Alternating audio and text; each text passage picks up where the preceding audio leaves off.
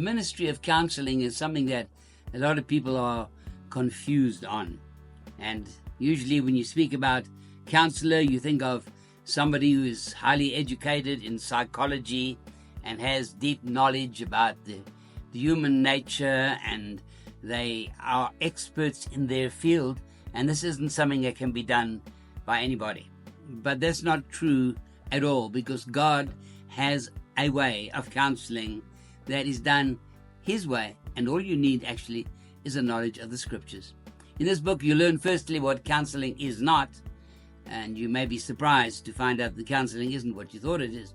So when we show you what counseling is, you'll have a better understanding of where we're going. Now, how do we go about counseling somebody? They don't lie on the couch and share their life story for hours as you see portrayed in the movies. There's actually a few simple stages. Firstly, you identify the problem. The first question to ask them is, what is your problem? It helps you to see what their problem is, and then what have you done to solve your problem, and then what do you expect from us? By coming here, are you wanting us to wave a magic wand and just solve your problem for you? It's important to establish from the beginning that you are not the expert, that God actually has all the answers.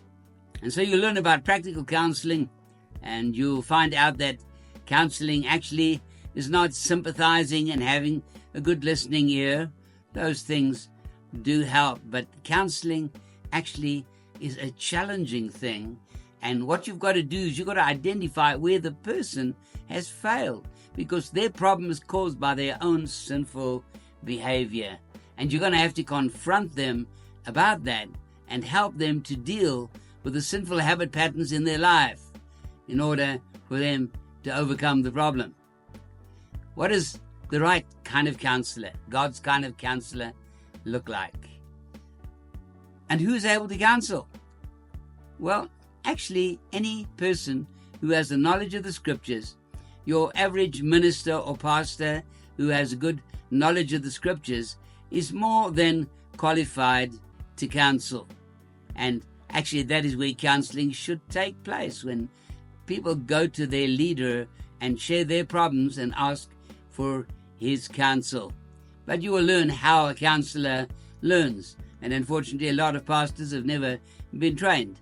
If you're a pastor and you're involved in counseling and you're not sure what to do, this book is one of the best that can get you started on the right road. One of the biggest problems faced in counseling is people will always try and justify their behavior and blame somebody else. The common expression is, please excuse me, but my situation is unique, therefore I am justified. No, you got to show the counselee how to accept responsibility. Other people just blame the devil. Well, the devil made me do it. There was a demon just put the thoughts in my mind, took control of me, and I couldn't help myself. And then most of the time we try to blame other people. We always try and justify ourselves. You got to cut through this as a counselor until the person comes to realize where they have failed, and then you can offer them God's solution. And then counseling will be carried out God's way.